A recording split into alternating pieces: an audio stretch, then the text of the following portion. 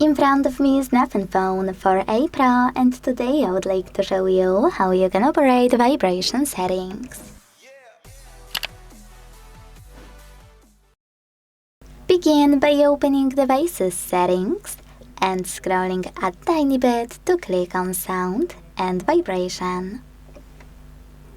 Then you need to tap on Vibration section available here and tap on all of those switches next to all of those features to enable or disable vibrations for them. When you decided to enable touch vibrations, after tapping on the switcher, you can adjust intensity thanks to this slider.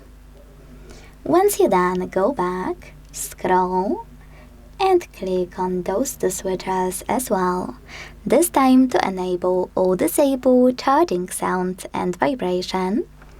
And last but not least, this option called Always Show icon when in Vibrate Mode.